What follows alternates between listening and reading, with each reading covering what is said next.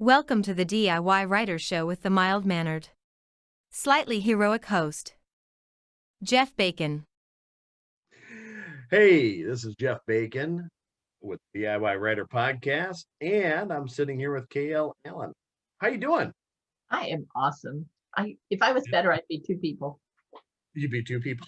I'd be beside myself. How's that? That's kind of cool. I kind of feel that way just because it's a Friday, but you know what? I don't think I could be two people. I actually don't think this little town in Wisconsin I live in could handle two of me. So Well, yeah, no, when you put it that way, my husband would be like, I'm out of here. Oh, no. Or he'd just say, send that one out and you stay in there. You ever see that movie Multiplicity? Oh, yeah. That was funny. Yeah, he was such a mess. Oh, my gosh. There were parts of him that were just adorable, and the others were like, what the heck is he doing? Michael Keaton's one of those. I mean, he was a comedian and an actor and everything else. He's one of those guys that when I look at his stuff, I'm like, if I see him pop up some places, like I gotta watch that just because he's so good. He's so dynamic. He is. He is very good. There's a few actors like that, like Tom Hiddleston, who played Loki. Yeah. I don't care what he's doing. He's an incredible. Benedict Cumberbatch, same. These actors, they're the premier actors of our time. They're really amazing to watch. Tom Hiddleston, I watched an interview that he was doing, and he was talking about a book that he's writing. And he's like, I'm not sure if I want to release it. I don't, it's like a fantasy type book or something like that. But I was sitting there thinking, okay, if Tom Hiddleston feels that way about releasing a book. Yeah, that tells you a lot, doesn't it? I'm normal, I mean, yes. It's just, and he might be just acting. Who knows? He may I'm just going to throw it out there because I'm Tom Hiddleston, but, in the background. But he's so modest, honestly. But it'll be a #1 bestseller because he wrote it. People who wouldn't care what it said. Right. It could be the worst book, and it could have 30 words in it, and, each one on a page, and it'd be like, yeah, $15. Oh, but he wrote it. Yes, I know. I'd probably be one. I just love Tom Hiddleston. I think he's wonderful. I've never seen him as Tom, what's his name? I was going to say Tom Hanks. That's the wrong name. No, that's wrong too. I can't think of it. He played a country music star, Hank Williams. Hank Williams. I cannot abide country music. I'm really sorry, all those country music people out there, but I just cry. And I can't handle that. I do not like country music. And so I never went because those kind of things get stuck in my head, and I would be like, oh no, I can't. I just can't. So I've never seen him in that, but I think I've pretty much seen everything else. I'm just ready to buy Lovers Left Alive or something like that where he's the vampire. That one I really want to see. But Tilda Swanson, I think. Really? Yeah. And he plays a sort of dark vampire who has lost meaning of life and wants to die. He keeps trying to kill himself. It really sounds bizarre, but Tom Hiddleston, he can pull it off. So I really want to see that. When did that come out? What? When did that come out? More than a year ago. So really, I completely missed that. I want to say it's like Only Lovers Left Alive, but I'm not positive about the title. Usually I know those kind of things, but I can't remember. But it is Tom Hiddleston, so if you look him up, you'll see it's in his. And Tilda Swanson, who played the ancient one in Doctor Strange, she's incredible. She played his lover and his soulmate. She is. I mean, there's a line in the previews where it just cracks me up. She hands him this popsicle that's dark red, and he goes, "What is this?" And she says, "Oh, positive." That's actually just too cool. Yeah. Oh, geez. So we're actually, going over movies and stuff, but we have a few books of yours that we should probably hit real quick on the front end of this show. Okay, I can do it. All right, let's plug some books here. Okay. Well, I have a bunch of different books. I have my newest series is actually a revamp of my first book. The first book I wrote was called At the Mercy of Her Pleasure. And it was the idea of a young man who's a professional thief. He's been trained all his life since he was 3 to be a thief. And he's the best of the best. He learns really quickly, and he's broken all the records in the Thieves Guild. And his father, who's adopted him, is really proud of him. But he gets hired by the captain in a rebel army, and she's a woman who is what's called a bedder. She's addictive. He can't touch her at all. And so one of the little blurbs for the book was, she's addictive, he can't touch her, but what if he kissed her just once? And he has to work with her closely over the next few days, and he's taking a drug that will prevent him from being addicted, but the job outlasts the drug, and now he's in danger. And so she's an slightly older woman, and she's more mature, more experienced than he is, and she's fighting to not take advantage of this guy, but she's falling in love with him. So that whole story, I really loved it, and I created a brother for him that was in a really bad situation, and he's trying, if he can pull this job off, he can get his brother's freedom. And then I wrote the sequel for Women Only, which was the brother's story. Okay. And then I thought I really wanted to show how the brothers met, because they weren't raised together. They were half brothers. Sen is in the first book, and he's half human and half kin, which is a feline sort of character. He just looks like a person, a human, except for his eyes are cat-like, and he has little fangs. So, but otherwise, he's pretty much just looks human. And he's always teased because he's different, so he's been bullied all his life. And so he feels for his brother, who's in a really bad situation, wants to free him. And how they met was that his brother heard about somebody who knew another Antonello, that was their last name.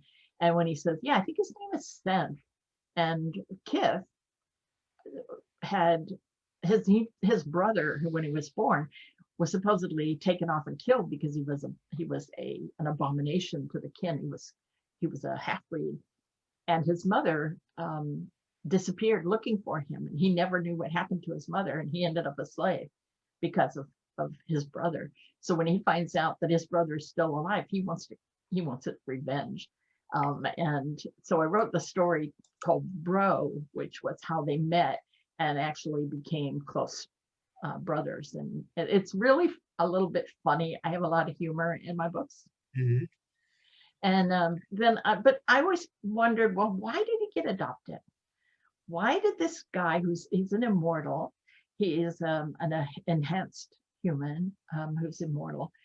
He's extremely powerful. He's one of the most wealthy people in the empire because he's got centuries of experience, and they've been stacking the deck for him to move into this position to do some things that they need for the immortals to have happen. So for centuries, he's been building to this point, and suddenly he meets this little 3-year-old and decides to adopt him. What the heck? Why would he do that? So I wrote A Stolen Heart, which is the newest book. So it's actually the earliest in a sense, because it's been sent as 3 years old. And for Women Only, he's 20, so it's quite a few years of difference. And Luke, who is his adoptive father, has been the right hand of their immortal king, who is Pietas. And so I wrote this next series. It's the spin-off of Luke falling in love for the first time. Really, really. I mean, he falls in love all the time. It's just, but this time it's forever. And when he realizes that the young man he's fallen in love with is immortal like he is, everything changes. He wants everything he wants forever. So the immortals, they don't bond forever. They're who would want to stay with somebody for 40,000 years? That's how they see it. But Luke is like, nope, I've been through everything. I know this is the one. I don't care. I want him, and that's it. And so Pietas, the king, is like, no, we don't do that. So he's arguing with him and decides to make it difficult for him. So every person who comes in as another immortal that they find, they have to pass a test to prove their loyalty, their fealty. Okay. And so the 4-book series is Luke and the Zora coming together. Pietas determined they're not going to, and then all the different trials and stuff they go through. So that series it starts out with Surrender Love, where Luke and Zora meet, and then Forbid My Heart is it's really a short story where Zora breaks down and tells Luke the truth about why he doesn't want to go home and what he's afraid of, and that he had this horse that he sold so he could get the money to come to their empire, and he really misses that horse, and I mean, as he knows, he'll never see it again. But it's one of those little sweet moments that it's just really such a cute story. And then the next one is Ring of the Dragon, which is Pietas' story, told completely from his point of view. Luke comes to him and is going to ask for more time so he can teach Zora about being immortal. He tells him he doesn't know yet. I haven't had the guts to tell him. He has no idea he's immortal. I need more time. And Pietas he finally says, yes, okay, fine, you can have more time. And then he says, to prove that you can trust me, give me something to do for you. Because Luke is like, I want to leave. I'm out. And Pietas doesn't want that. He's been his general. He's been the one who led his troops. He's been everything to him, and he doesn't want to let him go. And so Luke asks him to find Zora's horse that he sold 5 years ago on this other planet. And according, when he finds out there's no such thing as, quote, internet on this world, everything is done face to face. Here's the king of this powerful bunch of immortals traipsing around a planet looking for a horse. And it's funny and it's very humbling. And he's learning like what Zora had to go through to get off this planet. So he starts having a lot more respect.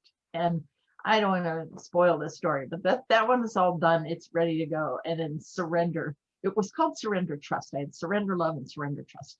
And honestly, the title, it didn't work. So I've changed it. It's going to be called Forever Love. Okay. So it's Surrender Love and Forever Love.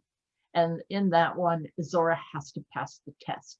And so it begins with Luke telling Pietas, I just need a little more time. And it's the same scene from Ring of the Dragon, only it's instead of Pietas seeing Luke come to him, it's Luke going to see Pietas. So exactly the same dialogue, just different viewpoints of how Luke perceives the situation compared to how Pietas does. And it's really interesting to see both sides of the story.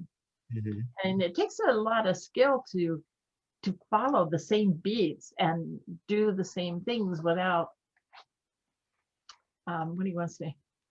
Without repeating something in the wrong way. I mean, it's one thing you have to have it open on both screens, to be looking and making sure you're saying the same thing. And I have beta readers and editors and whatever that help me with that. But writing it so that it's just one person's point of view, why are they doing what they're doing? Like if I put my hands in my pockets, you don't know why I did that. Maybe my hands are cold. Maybe I have something in my pockets. So you have to show if their other person is doing something, why are they doing it? You don't know why they are, but I have to show why. If I'm writing about me, I have to show why I'm doing it. And the other person might observe it, but not have a clue as to why that's happening.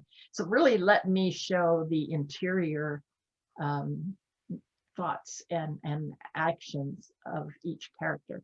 I loved writing that particular part. And when you read Forever Love, you'll discover that Luke has been training Zora totally He is thoroughly trained. He knows exactly what to do, but they're lying to Pietas because they want him to, they need the element of surprise because they know Pietas isn't going to make this a fair test. Yeah. And so that's the two series. They're really intertwined. It's one is Antonello Brothers, the other is Antonello Brothers Immortal. But I have other books, and all of my books except one. I have one little book called A Romance for Christmas. It's a contemporary. I wrote it as a gift to my critique group, and they said, "This is too good. You have to publish this." and it became one of my best-selling books. It sells every year at Christmas time. It's really a cute little story. So how many novels do you have out? I want to say 12 to 14. I'm not really sure. But I have 4 more coming next year, and then I have 2 more that I really want to release next year. So if I can work it out, Forever Love will come out in May, and then I'm hoping the next 2 will be out before the end of the year, before the end of November. Anyway, I'm gonna not kill myself in December like I have in the past. I'm gonna try to take it a little more easy, you know, and maybe write some, but not promote and do all the, you know, usual stuff. Yeah. I stayed really busy. Well, you know, that seems to be an author's life. Just busy. Just busy. There's always something going on. So you're self-published? Yes, 100%. I've been with small press, and they was okay. They were good things about it. I liked having somebody else out there to sell the books, but the fact was, I did 90% of the work to promote that book, and I got paid 30% if I was lucky, and maybe 10 in some cases. So I just decided if I'm going to do it all, I need to get it all. So I publish right now. I'm all my books are through Amazon, but that's changing. The new series will be on Kindle Unlimited, at least for 3 months. Okay. And we'll see. But I'm also in January, I'm going to be releasing about 5 or 6 different things that are on, that'll be wide. Like I have a story called Trailing Kayelle, which is about 2 bounty hunters who have to find somebody who can disappear because he can become invisible. So how do you find an invisible man, you know? So they have to figure out how to do that. And then there's a kind of a crossover book called The Last Valgan, with it reads like fantasy, but it's actually sci-fi. And I'm working on a sequel to that'll have the characters from Trailing Kayelle on the same world as The Last Valgan, and they'll all meet. And then I have a short story called Human Perfect about 2 androids in the business of checking out, you know, they're like basically corporate spies, and they stumble into each other, and one is not sure the other one is an android or a human. They're human perfect. If that's the phrase in this industry. If you're so good at being who you are, you're human perfect, and she can't tell if he is or isn't. And there's a twist at the end of that one. So yeah, I have a short story coming out in an anthology. I don't know the name of the anthology. It isn't finished, but it was accepted, and it'll be in something coming out next year. Yeah. I'm just kind of curious. I think let me form this a little bit differently. Of all the authors I've talked to, I think there's 2 very strict two camps basically. You know, there's the authors that, you know, I'm going wide, I'm going to stay wide because I don't trust Amazon, and I'm sick and tired of this KU stuff and blah blah blah blah. And then there's the other ones that are like, I can't leave Amazon because I make way too much money, and I'm not sure, I don't want to, you know, disturb that income stream. And I think, you know, I'm kind of on the fence as far as that goes. I look at Amazon, but I also look at going wide, and I'm like, you know, how much better would it be to be wide and not be, you know, chained to Amazon? And this Audible stuff that's been happening here lately has really kind of swung me towards maybe it's time to really just wide with stuff. I'm just kind of curious how you feel about that. you're deeper into the industry than I am. So Well, I don't have any Audible. I don't have any audiobooks, and I'd like to, but it's not in the cards right now. Maybe in a year or so. yeah, But I do. Um, I did a thing. For 2 years I had everything wide, and then I really sat down. I looked at everything I was doing, what kind of income I had from everything that wasn't Amazon yeah, and Amazon, and it was about 12% of what I made on Amazon. So I mean, I was doing everything I would be doing for Amazon, but I was getting a 12% return instead of, so I went, why am I doing this? So I moved everything to KU to see how it went. And I started making more money because I would get paid because they read the thing. You didn't have to buy it, which I liked that. But I've been that way for about 5 years now, and I'm ready to move back the other way. Things have changed, and yeah. I'm gonna try the other way. I think I need to have some broader, but most of my readers seem to be on Amazon. Yeah, I think I've been published for 3 years now, and in fiction. And in the last 3 years, it's changed. Yeah, I mean, as far as KU and just subtle changes. All of a sudden, you look at what you're making, and you're like, "Whoa, what happened here?" Oh, okay, they're yeah, the way they rate your books, I think it's funny because you can have a 100,000 position swing one day, and you're like, "What happened?" But sales look stable. Yeah, I mean, there's just all this stuff that happens. It's like, okay, and then you get put right back in your spot, and then all of a sudden, I find really weird things happen in my sales that all of a sudden, you're kind of trucking along, and all of a sudden it's like, okay, I've had days where I've had 0 KU reads. I mean, just 0. It's like, well, that's really strange. And then the next day, it's double from anything I've ever done. I mean, it just yeah. okay. So something happened, and you caught up on the next day or 2 days later or whatever. I mean, it's just weird stuff that happens, and it makes you feel a little uneasy, but you also think, okay, well, they caught it up. That's fine.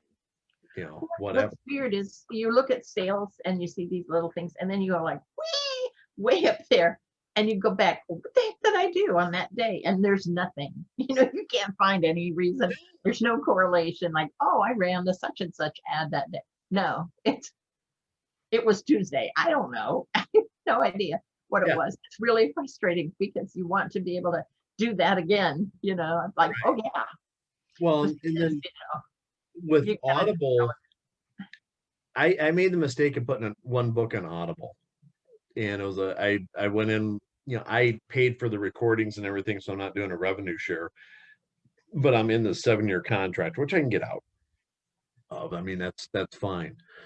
And I was about ready to put audiobooks up there underneath their other contract and just kind of go wide with them.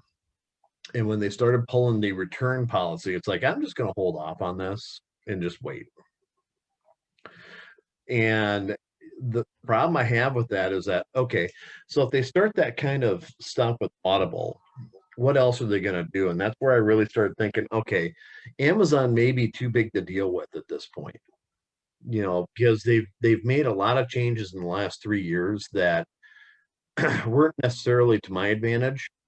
I'm sure they're to somebody's advantage, maybe, I don't know. Jeff Bezos, maybe. Well, yeah, exactly. Yeah. And it kind of makes me think, okay, I needed to, the old business adage, I need to diversify. I need to make sure that I'm out there as much as I possibly can, and how much can that possibly, affect my income, I guess. And like I said, I'm still kind of on the fence, but I'm kind of leaning towards, kind of what you're saying, do 3-6 months on KU, then get out of it, and then go wide and have 2 releases for your book. One that's on KU, see how it goes. I mean, if it's just incredible and it takes off, then maybe you don't get off of it. But then re-release whenever that kind of goes down, and go wide with it, see what happens. I mean, there's nothing wrong with it, but I don't know. Yeah. It just, I play with those ideas in my head, and I'm like, ugh. It's always something changing, and about the time you think, oh, I got this, the rug goes whoop. Yeah. Yeah. So one of the things I want to do, and actually I started this already, I have a newsletter, and I divided it into two parts. I write sci-fi, just sci-fi, but I also write sci-fi romance. And some people, they don't want to read romance. But they love my sci-fi. So I have it divided up into two parts. So when I have a new book that's in sci-fi, I tell them about it. And when I have a new one in the other, but I send both groups something every other week. And I do a lot of book recommendations and things like that. My goal with the newsletter is to get to know who my readers are and find out, what they like, because when you write for somebody that you write a different book. If you don't have a clue who's reading your stuff, it's a very different thing. And the what was I going to say? When I do that. Just a minute. Let me. Oh yeah. Reset that part. Yeah. So what I was going to say was, when you with my newsletter, one of the things I'm doing is I have a review team, and so you can get any one of my books at all if you sign up for my newsletter and do my review team. All you have to do is review one book, and I'll let you have any book that you want that I wrote. I will give them all to you. So if you really like my stuff, review something for me, and I'll be happy. And it doesn't have to be, oh my God, I loved your book, it was so amazing. Although that's really nice. Yeah. I want an honest review, because that's the point of reviews, is to get honesty and find out what people really think. But my thing is, I want to get lots of readers. I'd rather give you my book than sell it if you'll tell people. Oh, and there's going to be somebody listening to us that's going to, I laugh at this on Facebook all the time. Some Amazon book expert's going to say that's against Amazon's policy, and you're going to get kicked off, ma'am. You're giving them something, and it's like, yeah, no, whatever. Even if I had to pay for Amazon to give it to them, that would be fine with me. Yeah, I always think that's funny, though. There's so many experts that evidently have read those policies on Amazon, and they're so detailed, and then they're the first ones to jump on and say, you can't do this promotion because you're going to get kicked off of Amazon. And it's like, yeah, maybe not. But on the other hand, if you don't say anything about it, maybe they won't notice. I don't know. Oh, and it's always been the policy that you can give a book away for reviews. You can't do that if you sell butter knives. You can't give somebody a butter knife and have them review it. That's against policy. But a book is a completely different animal. And it's even in the terms of service. You can give someone a copy for review. That's fine. What you can't do is incentivize them to do that. But most of my reviews come through somewhere like Story Origin or Book Sprout, or a couple of other places. Book Funnel, I think. And what do you think of Story Origin? Oh, I love it. Yeah. Evan is an amazing guy. He has done so much for me as far as it being my newsletter, being able to build up my readership, get my name out there. I wouldn't be without it. Right now, everything on there is free. He doesn't charge anything.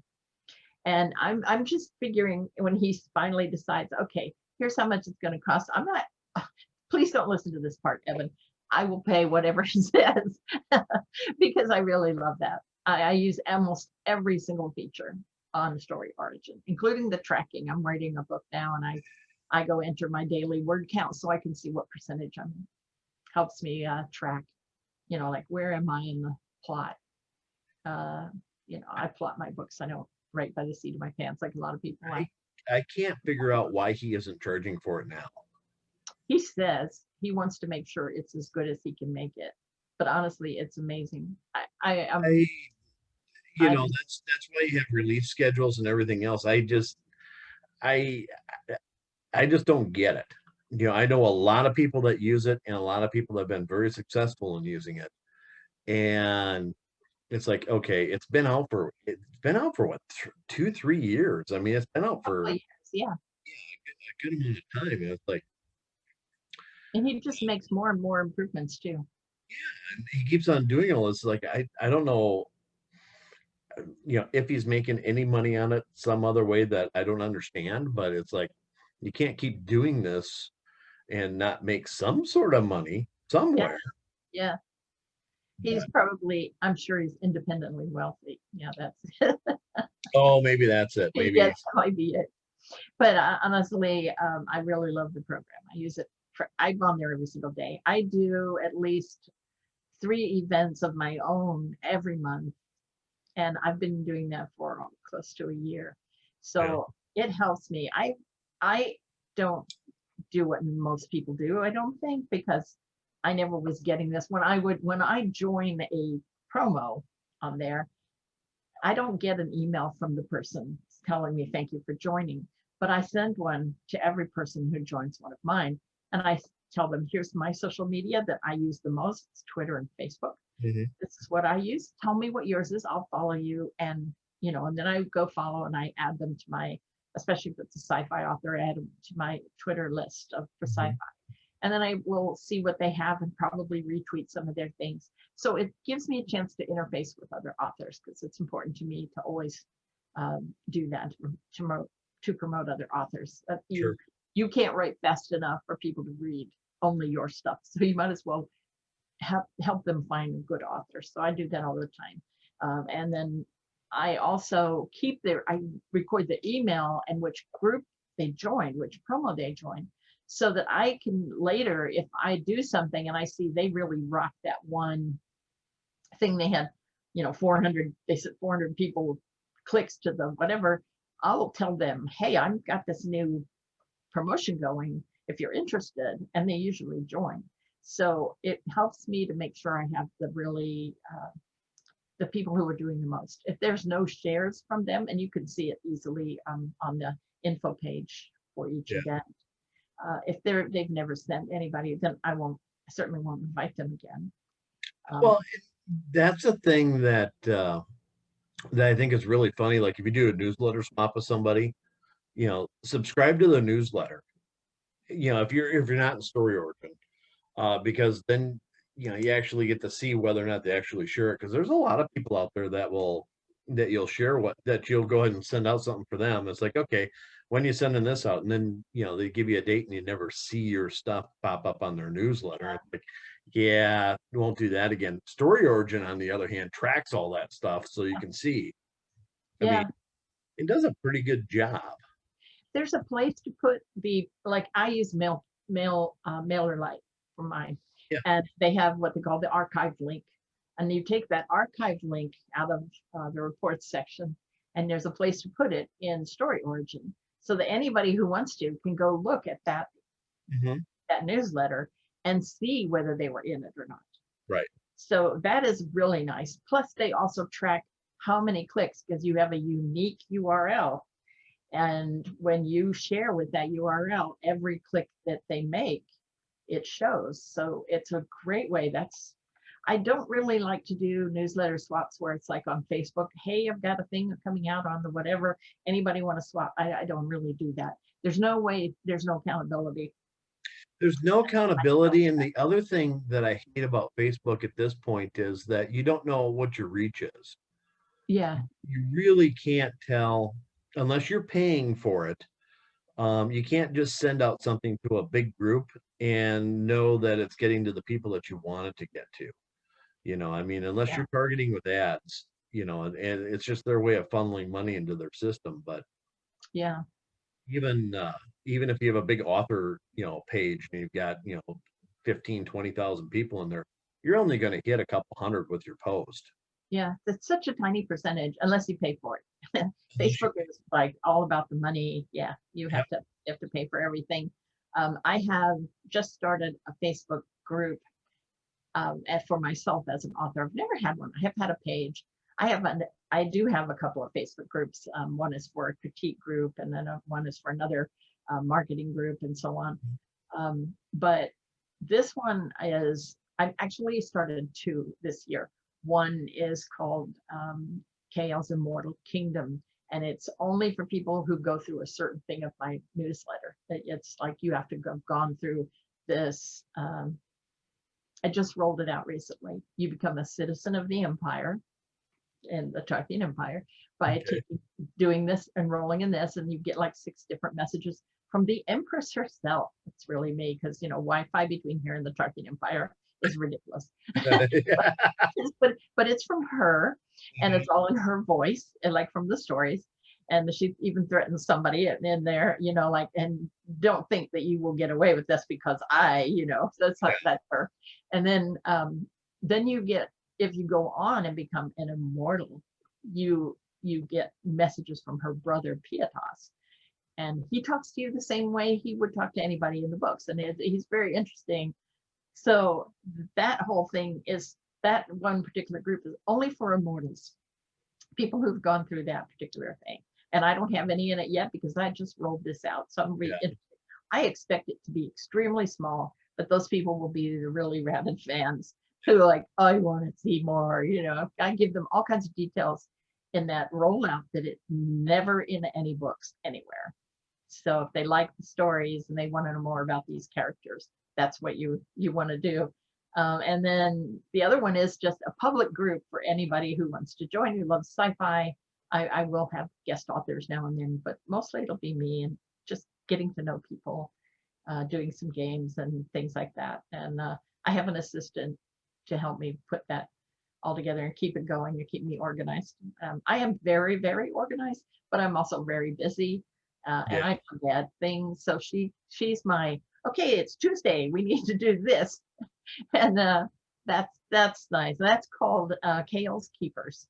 And we're kind of branding it with little honeybees, because it's be a keeper, right? Protect the bees. Very clever. That'll be fun. We just got the logos with the bees on them, and they're so cute, like cute little adorable bees. Would never sting you, right? Right. They're adorable. Yeah, but that's one of the things I get from that, is a way that I can meet readers, get new signups for my newsletter, and even sell books without having to sell my soul to Facebook. Hopefully.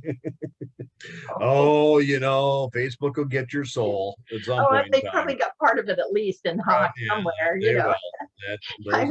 I will not. When I die, it'll be like, yes, but first you have to pay. Right. There's a fee to get in heaven, and you have to pay to Facebook. That's the new purgatory. Yeah.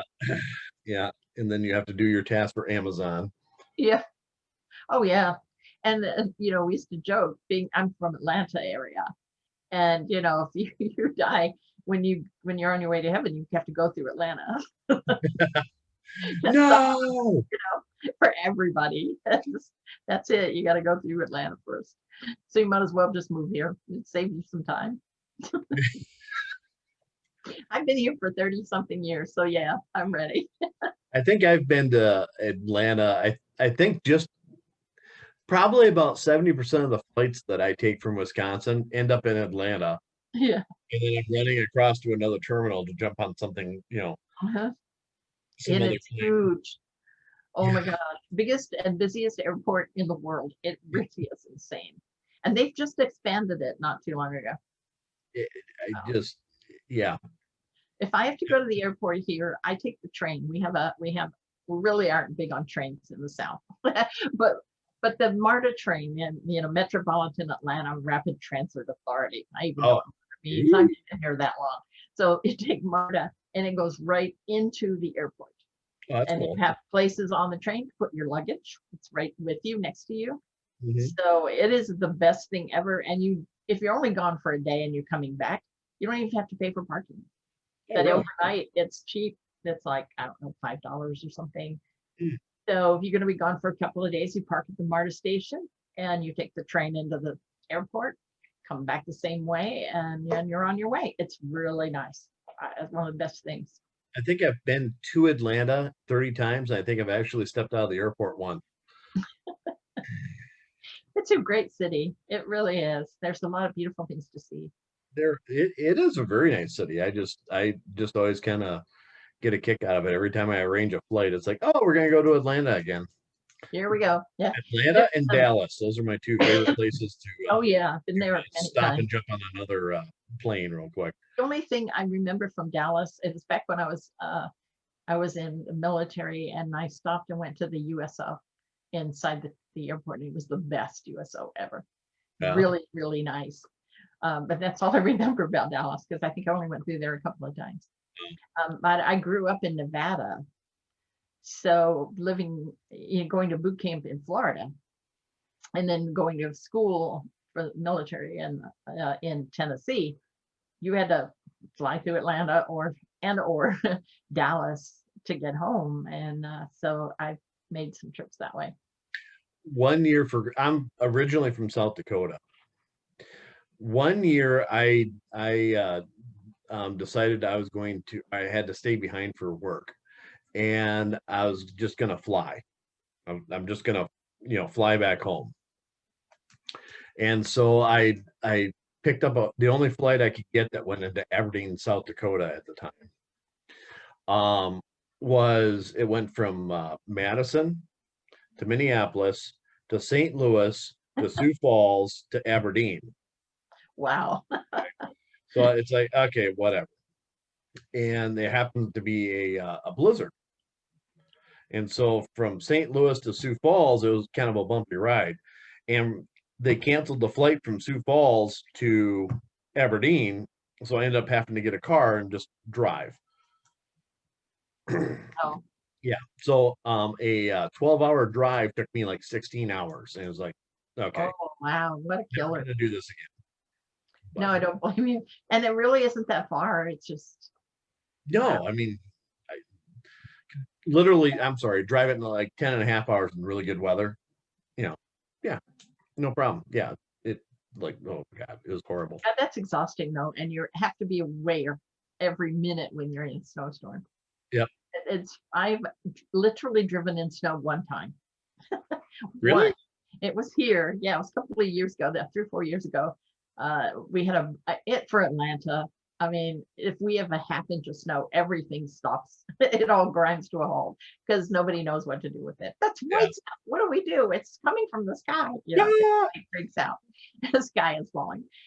But we had, I think, several inches of snow, and it just stopped everything. So we had these snowpocalypse the year before, where people were stuck in their cars for 18 hours because there were 2 inches of snow on the ground. Oh my goodness. Seriously. But here, it's just no. So I had taken a friend to the hospital for cancer treatment. That was her ride. So we left, it was fine. But by 3 o'clock in the afternoon, it was starting to snow. And it was quite deep by the time we got to her house. And then I still had to get home. So I drove, and my car was just like sliding. And I had just watched the whole big series of videos on how to drive in the snow, because I was, my husband's from Alaska. If he'd been with me, no big deal. No but problem. with me, and my first time ever, because if it ever gets slushy looking, he drives. I don't, but he wasn't with me. So I called him on the phone, and I laid my phone right here. I didn't have a hands-free thing. I didn't want to hold it. So I laid it on my chest, and it kind of tucked it. I had a scarf on, and I tucked it in the scarf. And I said, "Talk to me, Obi-Wan." He talked me through what to do, and I managed to get home. But I was terrified the whole time, because there was parts of the road where there was it was a steep embankment. If I had slid off that, my car would have rolled. Because, we're not equipped for that kind of stuff here. Yeah. I don't know. So I managed to get home, but it took me, what a normal 12-minute trip took me an hour. Because you had to go really slow. And then everything was, my husband goes, "Honey, is there any traffic coming at the light?" No, nobody. I'm the only car. They said, "Don't stop it because it's red. Keep going." So I felt really like some kind of, oh my gosh, it's like being Bonnie and Clyde or something. I drove right through the light. For running a red light. Oh, yeah. I'm a dangerous woman. Yeah, that's so not me. Oh my gosh. Hopefully Thelma and Louise, you know. Yeah, yeah, that's actually funny. Oh my God. I drove through a red light and I liked it. It was a whole new world, wasn't Oh, it? yeah. I mean, I was living on the life on the edge. Mm, It was a lot nothing, of fun. And nothing better. looking back, it was great, but I was terrified. I really was at the time. It was really frightening. All that adrenaline, and your blood froze. It just I was exciting. so glad to get home. Oh my gosh. He was standing on the porch waiting for me as I drove down the street. And I was so glad to see that man. I thought, okay, now it doesn't matter if the car just goes, I can get out and walk now. You know, I had my eyes on him. Like, nope, I'm good.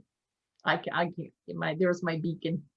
So we were talking a little bit before we started recording the show, and um, a couple of things that that kind of stuck out from that conversation is, you said one of your passions is really trying to help other authors with marketing.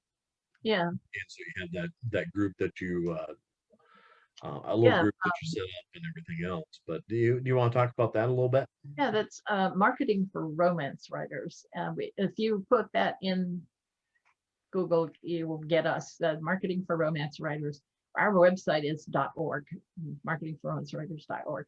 But we're also on Facebook. We have a page on Facebook, but we also have a group with about 8,000 people, and it's a promotion group, which is nice.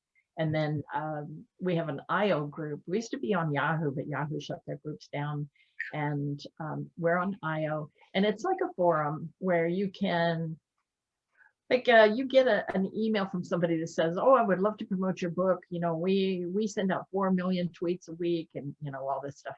Yeah. So you can go to the IO group and go, "Okay, here's what I got. Have anybody ever heard of these people?" And you find out, is that a scam, or, "Oh yeah, I use them all the time, and they're actually legit." Mhm. So it's somebody you can ask a question. You can say, "My publisher thinks I should do such and such. I'm not sure. Has anybody ever done whatever?" Whatever the experience is. The group started because there were 12 friends of mine. We were all asking each other the same questions.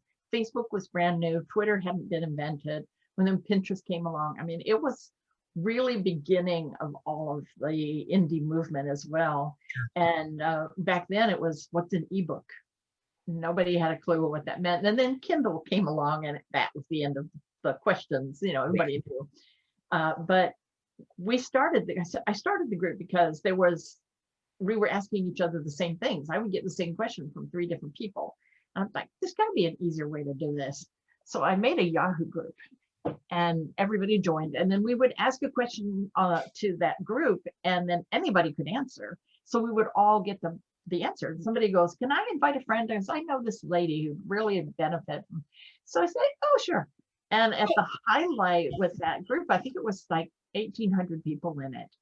And when Yahoo Group shut down, we moved to IO. And I want to say it's 10% of that, but those are the people who really actively get involved. Sure. So it's a much tighter group. We do a blog hop. We do 3 blog hops almost a week. There's one on Friday, one on Wednesday. There's one that we do once a month for erotic romance. There's one the second Wednesday of the month. We do what we call RT Day. Mhm. So we share the link to a specific tweet with the hashtag for the group, and we post it on this one part of our blog, and anybody who wants to come along and share their tweet, and we all retweet each other's tweets. So I might get 15 or 20 retweets of one thing. So what I do is I make it a blog post that I use for that week's blog hop, and then I just add the group hashtag, and it gets shared, and I will get a lot of views that way. I'm really active on Twitter, more than Facebook, a lot more. Yeah. But that group has been a real blessing. And so, but Marketing for Romance Writers is the group. If you look up the MFRW.org hashtag, you'll find us easy too. But the other thing I do for authors is I have a blog called Romance Lives Forever. The URL is rlfblog.com. And I have over 20 different kinds of interviews that you can do: character interviews, author interviews, book releases. I always do some new stuff each year, so I'm getting ready to do one that what's in it. You know, the question from Lord of the Rings, what's in its nasty pockets? Mm. So it'll be what's in your backpack, purse, or pocket, and it's things your character carries. So it'll be a way to share that and talk about why they carry it, and because that's interesting It and is. gives you a way to not only know your character, but for others to know your character. So that's coming in. I do something in the back of my books. It's just the end, but I always interview a character Oh, just nice for fun. idea. And I interview them from the perspective that they're like a contracted author or a contracted actor, and so there's always this little, so what do you think about this? I'm not going to tell you anything until I see that next contract for the book. Am I in the next book? Well, you might be. I'm not quite sure, and it's always this little kind of That's building cute. of tension. It's like, okay, well, and like I'll interview somebody that died. It's like, I thought we had a contract for 4 books, and then you killed me. Why'd you kill me? And That's it's clever. I might have to try something like that. I yeah, got one character that died, and it's like everybody was pissed off at me. yeah, It needed to happen, it wasn't that he deserved it. It's just his death was a catalyst that really caused everything else to happen. I had So, one where my first book, this guy who died, he hates the main character. He hates the hero. I mean, he doesn't really hate him, but he just gets kind of tired of him. He's like, "Oh God, you're such an idiot," whatever. And so the main character actually pops in and starts taunting him a little bit. And he's like, "I am so going to kill you, and if I get into another book, you're dead." It's like, "Oh, okay," you know. And so then I I love I it. joke with them and saying, well, there is a resurrection component to this series. So I mean, I could bring you back as a hamster, you know, and it just stupid stuff like that. A hamster. Oh, that would be good. I mean, Oh my yeah, gosh, they don't fly on the wall thing, right? yeah, Oh, that was yeah. I have immortals in my books, so they get killed, they just come back. they just come There back. is a way to kill them permanently, permakill, but yeah, it's not easy. It is not easy. Yeah. No, but hey, I like to snark off with them a little bit, and it's always about contract and the money. How much am I going to make off of this book? It's like, well, you're kind of fictitious, so I am not. You know, In whose world? in Yeah. whose yeah. I had Yeah. I had one character that got killed off, and she's trying to flirt with me to get herself back into the next book. You know, Oh, geez, now I have to read that. That's you might not. I don't know. It's just just kind of stupid stuff like that. What you see in Hollywood, I just bring it into the book that's at great. the end, and it's funny because more reviews. I get more comments on that than I do the actual book, and it's like, yeah, I should just write snarky interviews for a book. I don't know. There you go. Hey, that's not a bad idea. Interview with the vampire was Yeah, that was that yeah, was. that would actually work. Yeah. I one of the things I have is I am very fortunate to have discovered a model. It's actually a cosplayer who looks like a dead ringer for my main character, Pietas. And it took me over a year to get up the guts to even speak to him on social media because I was just so amazed at what he was doing. Yeah. And finally I got the courage to ask him if he'd think of cosplaying the character for me because he looks so much like him. And Mhm. he said, yeah, sure. Tell me more info. So he's cosplayed my Immortal King 3 times now. And if anybody goes to my website, KayelleAllen.com, he's Mhm. everywhere. You cannot miss him. And then I had a voice. I wanted to do a thing with the first one. Nick performed the ritual of strength that Pietas does. It's not a religious ritual. It's a way for him to affirm his own prowess and his Right. own strength. And it's all earth, fire, water, natural kind of thing. And so Nick performed it beautifully. And I was looking for a voice actor who would read the words that went with it. And I hired 2 different people on Fiverr. just, I was not really happy. The first one, I went, I'm going to try one more. And still, it just still wasn't, then I went with one other person, and he read he kind of auditioned. I had written a line about what Pietas was like, and he read that the way he thought Pietas might say it. And it was freaking eerie. Sounded like what I hear in my head. And so I hired him. He did the ritual. So if you come to my website, you'll see the ritual is listed on there, and it's got Zach Black's voice and Nick Nitzvedov's body, and it's purely Pietas. It's amazing to watch. First time I saw it all put together with all the, the video and everything, I sat there and cried, because it was like what was in my head coming to life. It's like better than watching a movie.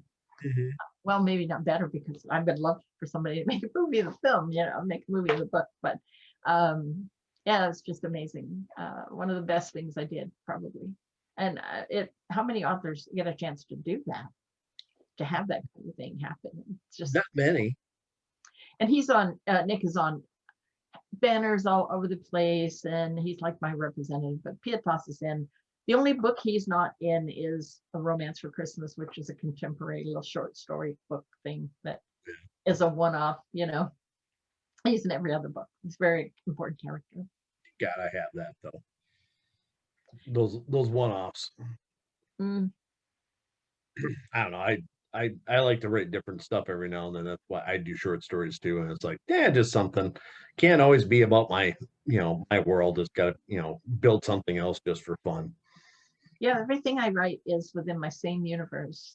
I always thought writers who created a sci-fi world and then completely abandoned it and went to another one and just redid everything. And on this world, it was, and I love the idea of world building. So I built a lot of different worlds and just played with them for years and years. Didn't really write anything, but I created an empire across the galaxy. It was like not just one empire, there were multiples, like little places and pockets and whatever. And then I got the idea of the immortals. Actually came out from a dream when I was 17, and it stuck with me all those years. Sure. So the main characters are these immortals who manipulate humans, mankind, and mortality to be what they need. Some of it is good, some of it is not, and there's different groups of immortals. So, there's always something going on. But all of the books, they might not be about the immortals, but their influence is in the book. Okay. So will find in Trailing Tywolf, there's these things called the gates of life, which are these beautiful arches that people were taught when child was born, and you had to take the child and walk through these gates, these gates of life, and it would actually alter them. It would change their genetic makeup. And they were being created to be something different. And then in most worlds where those gates were, thousands of years had passed, no one ever came back, and they tore them down because they felt like those were evil or whatever. And on this one world, they're still there and they're still being used. So archaeologists flock to this world to see what's going on and what do these gates do, and they're trying to study them. So I've always loved archaeology. So I work that into different stories. I like ruins. I am on Instagram. I follow a lot of archaeologists and like Stonehenge and Neil Oliver and all that. That's kind of interesting. You go to a different world, you study this gate that got torn down in your world, and you're like, oh, we have to build one of those. Oh no. Oh man, did we screw up? Okay. What did we do? Yeah. Oh. And what is different about the people on that world compared to the people on this other world? And they've been finding them on all these different planets, and they don't know, they're not sure what they're for yet, because the whole thing is lost in history, because the immortals ended up being isolated and exiled to this one planet, and they couldn't come back and do anything. So 10,000 years went by with nothing, no input. So now all these different races and species have been created, and they have like faint memories of things that happened, or legends and myths, but that's all they are. And so for Pietas, who was the one who did most of the creation, finding these worlds and seeing how they've changed is both a treat and a horror, because sometimes they don't really come out the way he thought they would, you know. Yeah, best laid plans and such, huh? Yeah, yeah, yeah.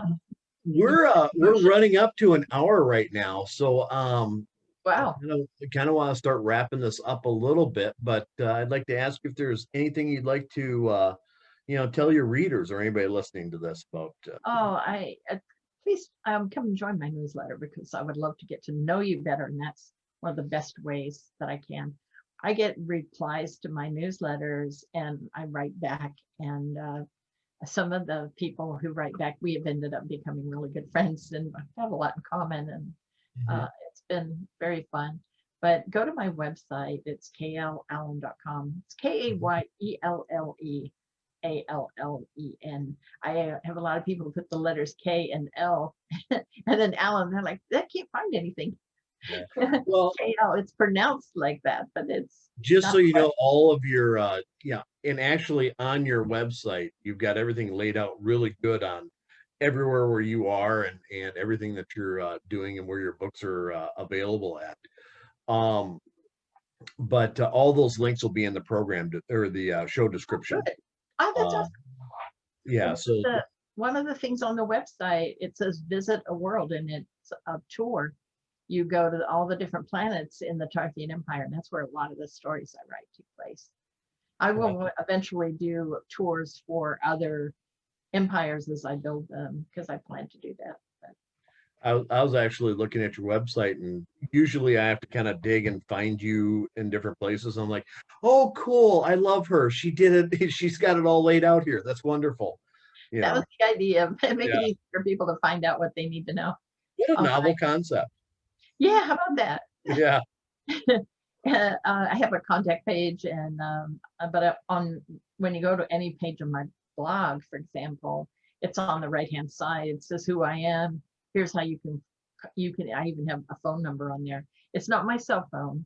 It is my business phone, but I do get calls that way, and then my email is right there, so people can contact me, because I want to have people reach out and talk to me. It's really good that you put your phone number out there, because it's easier for those car warranty folks to get a hold of you. That's true. I get a lot of those.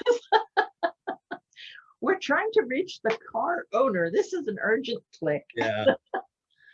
That, or welcome to Chase Bank. Click. Yeah. Why is it always Chase Bank? I don't know. I don't know either. I've never gotten one from any other bank, but it's always Chase Bank. I do not have an account there. Trust me. You know what? I think it's funny, because I get a lot of automated phone calls from, this is your credit card company. It's like, okay, which one? Yeah, right. There's not a problem with your account, but if you press 1 right now, it's like, hang up. And then let's say 2 minutes later, I get another phone call from another number. This is your credit card company again. It's like, it's a really interesting predictive dialer. It still just makes me mad, but it's like, leave me alone. I've blocked every single one. They still call because they have another number, right? But they're not going to call me back on that one. And it also records. I can look up my blocked ones and then report them if they keep calling. Yeah. So how many people actually I've done that? Have you? Mm-hmm. Yeah, it's a pain in the neck to do, but I've done it because I really get sick of them. I don't like spam. I don't send out spam myself, and I would not like to get it. So somebody who spams me on the phone or any other way, I do not like it.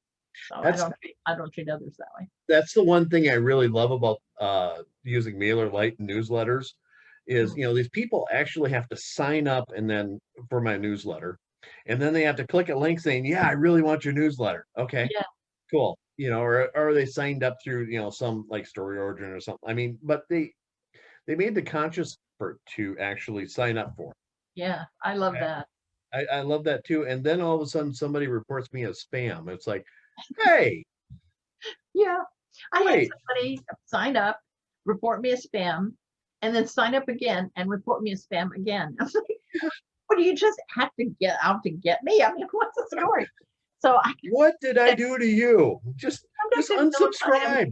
what the heck? Can I just like ever block this guy? They said, well, not really, but the thing is, you have like half of a quarter of a percent of spam come, so we're not worried about that. If you have 400 people, yeah. But no, 1-2 people a year is, yeah, we really don't even look at that. It So just makes me, it's yeah, and that's true. It's a game of percentages, but I mean it just makes me laugh when you go on the end of the month and you look at this and it's like, oh, wait a minute, you've opened up 10 of these things, you and know, now it's spam. and now it's spam. You just, something I did made you mad, or whatever it is. And then I've only had that happen a couple of times where they pop back in and it's like, what are you doing?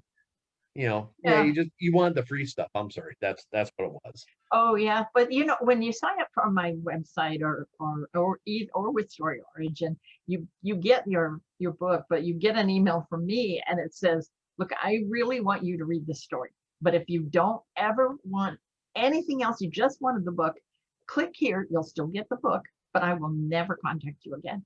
And they go into a no contact list. So I know better than to send it to them.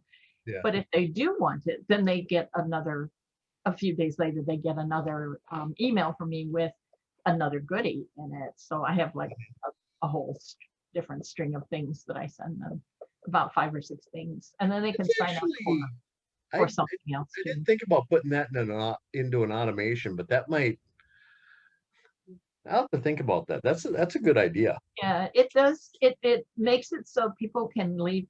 They don't feel guilty. They're not going to report you as spam necessarily, hopefully, because you're giving them what they signed up for, and you're telling them that's okay. I don't have any hard feelings. I just want you to get the book. Yeah. More people who, if they read it, they might fall in love with it and go, you know what, I don't want to sign up for that again, and maybe get some other books. Every now and then I participate in newsletter builders, and then you get a list of people that took advantage of whatever it is, and you pop them into your website. That's really a good idea, just to give them an out, because they really didn't. They kind of signed up for your newsletter, but they didn't, and then you could segment them off. I mean, I already segment them off, but I don't give them that option to say, hey, you can just get out of this. You don't need to. It works really well. And the other thing is, I had a glitch that I did, because that double opt-in, it's already set up in Story Origin, but I had it set so that there was another one. So basically they were double opting my double opt-in, which meant they went nowhere. So I had 500 people who didn't get anything from me. Yeah. And I was like, so I made up a confirmation page, like I called the email, my robot ate your email. Basically I screwed up. And so it explains, and if you don't want to get it, that's fine. Just click here and I will never bother you. But if you do, click this and it'll take you to where you can get the book, and then whatever. So then they can decide. Because that's the whole thing, is giving people a choice and letting them decide what they want to do. Yeah, no, that's a really good idea. For that and other tips, go to just Marketing for Romance Authors. That's right. Yeah, we do a lot of that kind of thing. We have a blog that is marketing stuff, and one of our regular bloggers is Alice Orr. Alice Orr used to be a literary agent and an editor, and now she's an author. She's a very, very active member in our group, and she writes a monthly post for our blog, and she also writes one for our magazine. We have a national awarded magazine from Marketing for Romance Writers. So if you have a new book coming out and you're a member, you can send us the information on your book, and we'll have it in our magazine for 3 months. Wow. Yeah, no cost for members. So very cool. Everything we do, we have a Twitter account, we even have Pinterest, and we have a bunch of other things, and we don't charge anything, because that's the point, is to be each other's support group. Yep. Nope, that is very cool. That's very cool, and I'll make sure I have all that information in the. That's awesome, and they don't have to be romance writers. If I created it today, I would have called it Marketing for Every Writer, because really we don't have about a half of our people write romance, and the other half write everything else. I mean, there's just all kinds of stuff. Yeah. I look at romance and the way that you guys market as a little bit different than from the way that like with dark fantasy. Oh, You know, yeah. the way that I market a little bit. And I'm always like, holy crap, these guys really, I mean, you guys kind of have it together, and you get your clicks and you get your, your rabid fans and everything else. And I'm like, there's nothing wrong with following your guys' script. There isn't. Oh, yeah. I mean, it works. It works. One of the things, I'm an artist by hobby. So I don't do my covers, but I create banners and all kinds of graphics and stuff for my website, and for promotion. You'll see everything I send out has a banner on it or some kind of promotion graphic. And I have a son who's a graphic designer, so if I can't do it, I send it to him. And then I wanted some concept art, so I hired a concept artist from DeviantArt to do like the weapons for the Ghost Corps were really these evil weapons, and I wanted somebody who could design them. And he went back to me, damn, you have a wicked imagination. I would like to meet you in the dark. Yeah, right. Yeah, I mean, I had this thing that it would fire a liquid kind of spray, and then a second later it would fire a pulse that would catch it on fire. Oh. Yeah, because you couldn't kill an immortal without fire. So that was their, yeah. I had one that would fire a projectile that would explode and come out with these little fingers that would just wrap around and slice. So that you can't come back from being sliced apart, So yeah, again, that's in my imagination, my cute little pink imagination. There's more to me than meets the eye. Ladies and gentlemen, she's a romance author. Nah, sci-fi romance. I write sci-fi romance, and not all my books are romance. I write my Bringer of Chaos series is about Pietas and how he became who he is, and it is in romance. Right. I just make fun of it. Yeah. Hey, let's go. I'll laugh all the way to the bank. It's fine. That's all right. Oh, with that, I'm gonna go ahead and call this show done. Kayelle, it's been a pleasure meeting you. I hope that you come back on at some point in time whenever you want, actually. But I do appreciate your talks. I do appreciate your commitment to the author community and everything you do as far as marketing and helping people out. And you're a book blogger. And the one thing I will say is, if you are a brand new author and you want to figure out how to build a website, go to KayelleAllen.com, and her website is actually really, really good. And that would be a nice template for anybody who's trying to build a website or anything else. It's fantastic. From an IT person, I am honored. I am honored. I'm an IT guy, but I'm not really a great web builder. I kind of cheat on it a little bit. I'm looking at like, oh, I should do that. Oh, man. Well, she's really got this together. I have a person who does I manage my website and I put everything on it, but the guts of it and the overall design of it is personalized marketing. My Dee Carver, she is my go-to. When I signed up with her, she said, okay, now we'll have a weekly meeting, at least an hour, just to make sure everything is going right. I thought at the time, this is I don't want to do that. Oh my God, I look forward to that. She has so many ideas, and we will work on different things. I'm like, I want to plug in that will do X, she's like, oh, I know just the thing.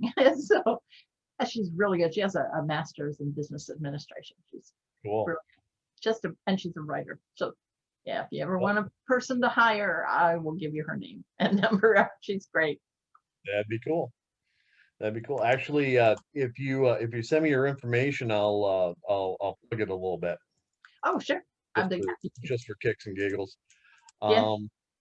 Other than that, again, it's been an absolute pleasure. I hope you have yourself a wonderful day.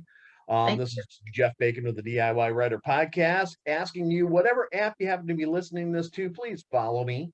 And if you don't mind, subscribe to my YouTube channel. If you need anything, if you want to see more show information and everything, you can go to DIYwriter.com. Other than that, I want to bid you all a very good day and keep your chin up. Bye-bye.